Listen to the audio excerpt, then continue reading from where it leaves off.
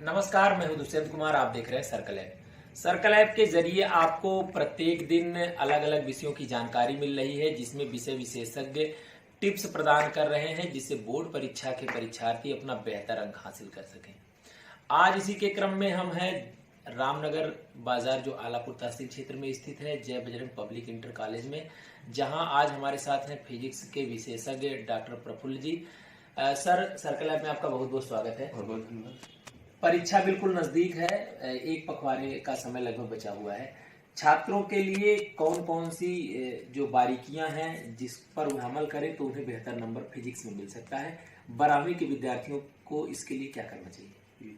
देखिए, सबसे पहली बात तो यह है कि पहले प्रश्न पत्र का जो पैटर्न है उसको समझना बहुत जरूरी है। आपका जो 12th का पेपर होता है फिजिक्स का, उसमें 3 तरह के क्वेश्चन आते हैं। एक तो अति लघु उत्तरीय प्रश्न, दूसरे क्या नाम है लघु उत्तरीय प्रश्न, और तीसरे दीर्घ उत्तरीय प्रश्न। 3 तरह के क्वेश्चन आते हैं।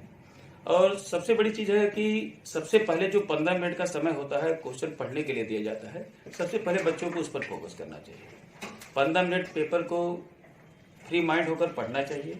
इसके 2 फायदे होते हैं। एक तो पेपर का पैटर्न समझ में आ जाता है, और दूसरी चीज ये होती है कि अगर मान लीजिए रूम में आते समय कुछ स्ट्रेस होता है उनके माइंड में, तो दूर हो जाता है। क्वेश्चन को पढ़िए, और जहां तक हो सके जिस भी क्वेश्चन का आंसर आप दे रहे हैं, उन सभी प्रश्नों के सभी खंडों के उत्तर एक ही पेज पर होने चाहिए। नया प्रश्न अगर आप शुरू करते हैं तो नए पेज से शुरू करें। जहां तक बात है कि क्वेश्चन की, तो क्वेश्चन अगर अति लघु उत्तरीय प्रश्न है, ऑप्शनल है, तब तो सीधे आप ऑप्शनल दे देंगे।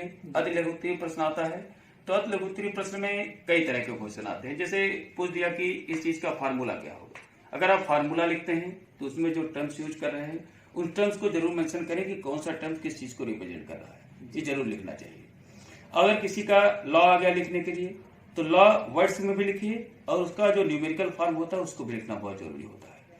और सबसे बड़ी चीज फिजिक्स में एक सबसे चीज जरूरी होती है कि डायग्राम। जिस भी प्रश्न के उत्तर में अगर डायग्राम की संभावना बनती है तो डायग्राम को जरूर बनाना चाहिए। इससे पॉजिटिव इफेक्ट जाता है एग्जामिनर के माइंड के ऊपर, तो आप बेहतर अंक प्राप्त कर सकते हैं। न्यूमेरिकल्स होते हैं, उसकी तैयारी छात्र कैसे करें? न्यूमेरिकल का देखिए कोई अपना सिलेबस तो है नहीं। इसके लिए है कि जो हम लोग देखिए न्यूमेरिकल जो इसके आते हैं आमतौर पर, जैसे हम लोग हेडिंग्स पढ़ते हैं, कोई डेरिवेशन करते हैं, वो डेरिवेशन फॉर्म में होता है न्यूमेरिकल के। बस डेरिवेशन में हम लोग उसके लिए कांस्टेंट वैल्यू लेते हैं, और न्यूमेरिकल में न्यूमेरिक वैल्यू हो जाती है। अगर आप स्टेब्लिश होता है किसी फार्मूले का स्टेब्लिश कर रहे हैं, उसको आप अच्छे से पढ़िए, कौन कौन से टर्म्स किसके यूज कर रहा है वही यूज करना है। और अगर आप न्यूमेरिकल सॉल्व करते हैं तो न्यूमेरिकल को सबसे पहले पढ़िए, उसकी जो जो चीजें दी हुई हैं उनके सिंबल के साथ उन सबकी वैल्यू लिख दीजिए। जो चीज पूछा जा रहा है उसको फिर देखिए कि इस क्वांटिटी का जिस क्वांटिटी को दिया गया है उसके साथ क्या रिलेशन है।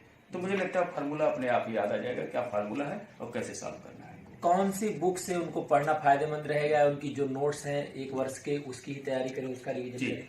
मैं तो ये कहूंगा कि नोट्स सबसे बेस्ट है। ये जो सीरीज आती है ये शॉर्ट स्टडी होती है। ये आमतौर पर उनके लिए है कि जो बच्चे या तो बहुत कम समय में तैयारी करना चाहते हैं, जिनको पास होना, हाँ, जिनको पास होना वो करें, या तो फिर जिनको और बेहतर अंक प्राप्त करना है। अगर कुछ कभी कभार होता है कि क्वेश्चन का पैटर्न हमारे समझ में आता है, बहुत सारे क्वेश्चन ऐसे आते हैं कि जिसका पता तो होता है आंसर हमको ही है, लेकिन क्वेश्चन का जो पैटर्न होता है वो चेंज करके ऐसा पूछता है कि समझ में नहीं आता कि हमको इसी प्रश्न का आंसर देना था। तो सबसे बड़ी चीज तो ये समझना जरूरी है। तो इस वजह से भी उनको सीरीज जरूर देखनी चाहिए। और सबसे ज्यादा जरूरी है अनसॉल्व पेपर।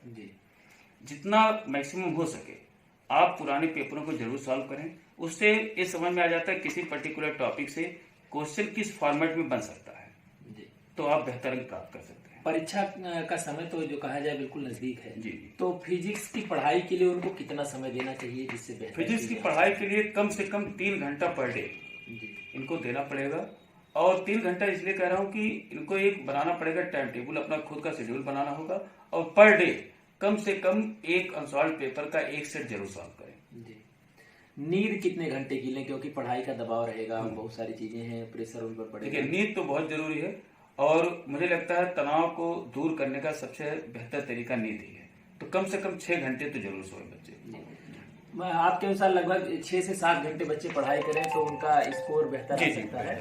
तो नींद भी हो गई, साथ ही साथ अगर उनको खेल कूद या अन्य चीजों में उनकी रुचि है तो उसके लिए क्या करें? रुचि है तो उसके लिए भी समय दे सकते हैं जी अपना, अपने पूरे 24 आवर्स को डिवाइड कर लें। जी ठीक है, जो खेलने का समय है, दैनिक दिनचर्या का समय है, उसको निकाल दीजिए। बाकी जो समय भी बचता है, सोने का समय निकालने के बाद सोने का समय, खेलने का समय, दैनिक दिनचर्या का समय, इसको मिलाने के बाद जो भी समय बचता है उसमें आप पढ़ाई करें। जी।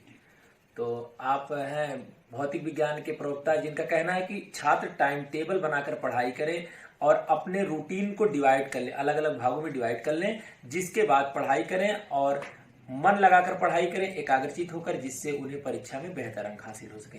सर्कल ऐप आपको अन्य विषयों की जानकारी भी प्रदान करेगा। आप ऐप पर बने रहिए, मिलेगी हर खबर सबसे पहले। सिटी के साथ Dushyant Kumar, circle app. Circle app, अपने शहर का अपना ऐप।